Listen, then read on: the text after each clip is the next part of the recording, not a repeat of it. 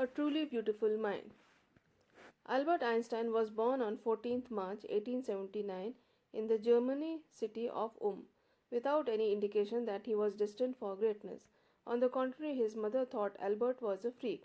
To her, his head seemed too much large. At the age of 2.5, Einstein still wasn't talking. When he finally did learn to speak, he uttered everything twice. Einstein did not know what to do with other children, and his playmates called him Brother Boring. So the youngster played by himself, much all the time. He especially loved mechanical toys. Looking at his newborn sister Maja, he is said to have said, "Fine, but where are the wheels?"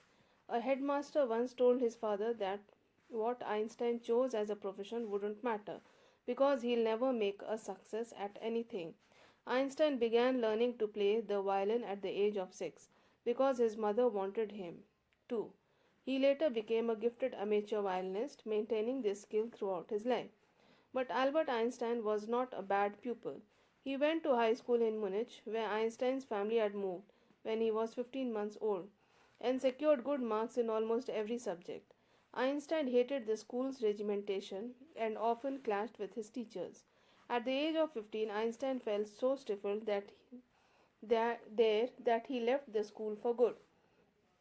The previous year, Albert's parents had moved to Milan and left their son with relatives. After prolonged discussion, Einstein got his wish to continue his education in German speaking Switzerland, in a city which was more liberal than Munich. Einstein was highly gifted in mathematics and interested in physics, but after finishing school, he decided to study at the university in Zurich. But science wasn't the only thing that appealed to the dashing young man with the walrus moustache. He also felt a special interest in a fellow student, Mileva Marek, whom he found to be a clever creature. This young Serb had come to Switzerland because the University of Zurich was one of the few in Europe where women could get degrees. Einstein saw in her an ally against the Philistines, those people in his family and at the university with whom he was constantly at odds. The couple fell in love. Letters survive in which they put their affection into words, mixing science with tenderness. Wrote Einstein, "How happy and proud I shall be when we both have brought our work on relativity to a victorious conclusion."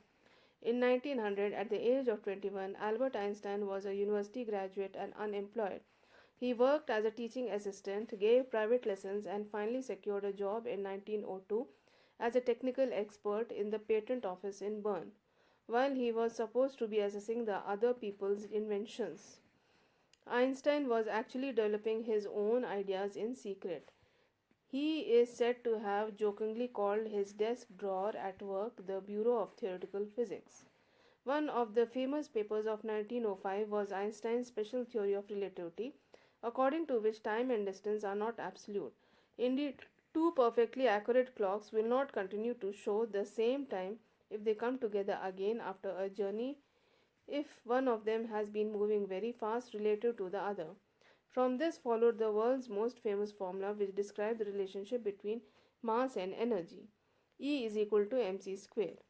E stands for energy, m for mass, and c for speed of light in vacuum, which is about 300,000 kilometers per second. When you sit with a nice girl for 2 hours, it seems like 2 minutes. When you sit on a hot stove for 2 minutes, it seems like 2 hours. That is relativity. While Einstein was solving the most difficult problems in physics, his private life was unraveling. Albert had wanted to marry Mileva right after finishing his studies, but his mother was against it. She thought Mileva, who was 3 years older than her son, was too old for him. She was also bothered by Mileva's intelligence. "She is a book like you," his mother said. Einstein put the wedding off. The pair finally married in January 1903 and had two sons, but a few years later the marriage faltered. Mileva, meanwhile, was losing her intellectual ambition and becoming an unhappy housewife. After years of constant fighting, the couple finally divorced in 1919. Einstein married his cousin Elsa the same year. Einstein's new personal chapter coincided with his rise to world fame.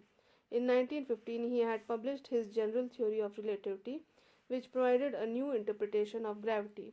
An eclipse of the sun in 1919 brought proof that it was accurate.